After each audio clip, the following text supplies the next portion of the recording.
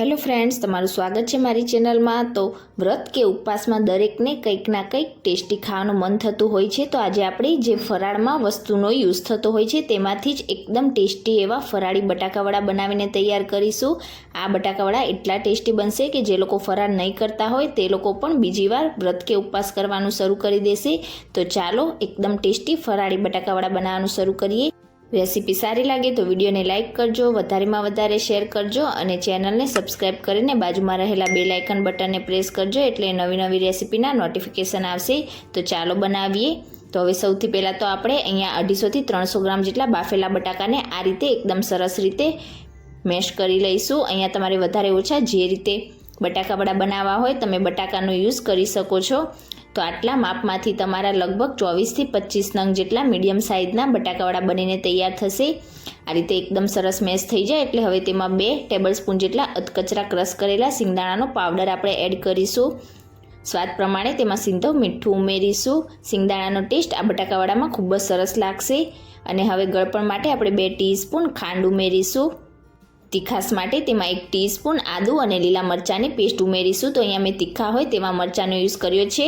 સાથે તેમાં 1/4 ટીસ્પૂન કાળા મરીનો પાવડર ઉમેરીશું અને 1 ટીસ્પૂન જેટલો આપણે શેકેલા જીરાનો પાવડર ઉમેરીશું। આ બટાકાવડામાં આપણે ગરમ મસાલાનો યુઝ નહીં કરીએ એટલે તમારે 1/4 ટીસ્પૂન જેટલો કાળા મરીનો પાવડર એડ કરવાનો। અને મરચું તમે તમારા ટેસ્ટ પ્રમાણે વધારે કે ઓછું કરી શકો છો। ખટાશ માટે 1 લીંબુનો રસ ઉમેરીશું।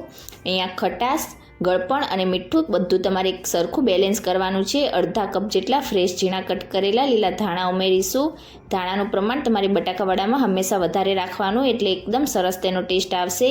હવે બધી જ વસ્તુને આપણે બટાકાની સાથે મસળીને એકદમ સરસ રીતે મિક્સ કરીશું।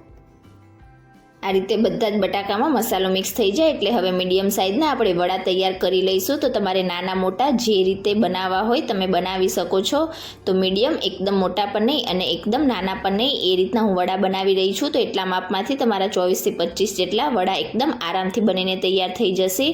તો જો તમને લાગતું હોય કે મસાલો તમારો હાથમાં ચીપકે છે તો તમે થોડુંક હાથ ઉપર તેલ લગાવીને આ રીતે વડા બનાવી શકો છો। પણ અહીંયા એકદમ પરફેક્ટ રીતે તેલ વગર જ આપણા વડા તૈયાર થઈ ગયા છે। તો બિલકુલ આ જ રીતે આપણે બાકીના મસાલામાંથી પણ વડા તૈયાર કરી લઈશું। તો અહીંયા તમે જોઈ શકો છો બધા જ મસાલામાંથી મેં આ રીતે વડા બનાવીને તૈયાર કરી લીધા છે। હવે વડાને કોટ કરવા માટે આપણે ફરાળી બેટર બનાવીને તૈયાર કરીશું। તેના માટે બાઉલમાં અડધા કપ જેટલો આપણે સિંગોડાનો લોટ ઉમેરીશું।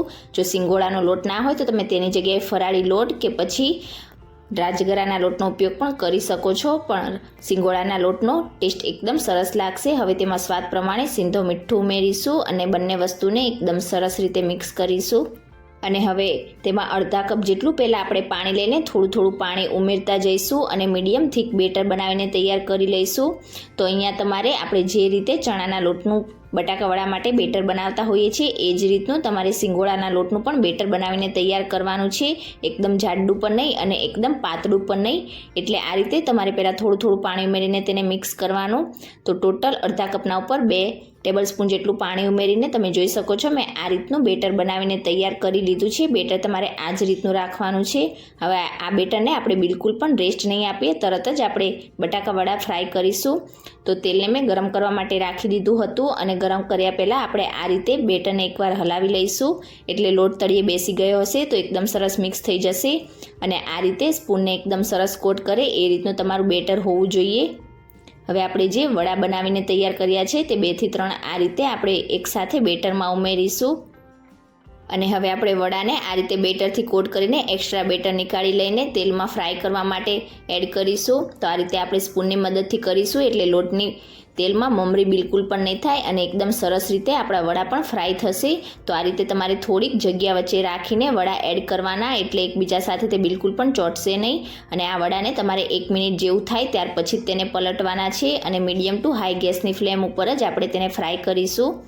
તો એકસાથે તમે જેટલા મેનેજ કરી શકો એટલા વડા તમારે આ રીતે તેલમાં એડ કરવાના। 1 મિનિટ જેવું થઈ જાય એટલે એકદમ હળવા હાથેથી આપણે તેને પલટી દઈશું અને પલટતા જઈને હલકો લાઇટ બ્રાઉન કલર જેવું થાય ત્યાં સુધી આપણે બટાકાવડાને ફ્રાય કરીશું। તો આ બટાકાવડાને ફ્રાય થવામાં એકદમ ઓછો સમય લાગશે। 2 થી 3 જ મિનિટમાં બટાકાવડા એકદમ સરસ રીતે ફ્રાય થઈ જશે। તો આ રીતે તમે જોઈ શકો છો બટાકાવડા ઉપર લાઇટ બ્રાઉન કલર આવે ત્યાં સુધી તમારે તેને ફ્રાય કરી લેવાના છે. અને હવે આપણે બધા જ બટાકાવડાને પ્લેટમાં નીકાળી લઈશું.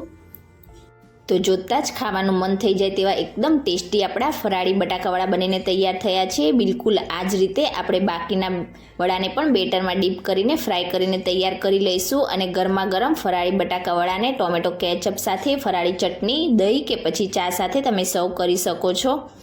તો તમે ક્યારે આ રીતે ફરાળી બટાકાવડા વ્રત કે ઉપવાસમાં ના બનાવ્યા હોય તો એકવાર આ રેસીપી જરૂરથી ટ્રાય કરજો. ખાવામાં બહુ ટેસ્ટી એવા લાગશે અને બનાવવામાં એકદમ ઓછો સમય લાગશે. તો આજની મારી રેસીપી તમને કેવી લાગી મને કમેન્ટ કરીને ચોક્કસથી જણાવજો. રેસીપી સારી લાગી હોય તો વિડીયોને લાઇક કરજો, વધારેમાં વધારે શેર કરજો અને ચેનલને સબસ્ક્રાઈબ કરીને બાજુમાં રહેલા બેલ આઇકન બટનને પ્રેસ કરજો એટલે નવી નવી રેસીપીના નોટિફિકેશન આવશે. Thank you for watching.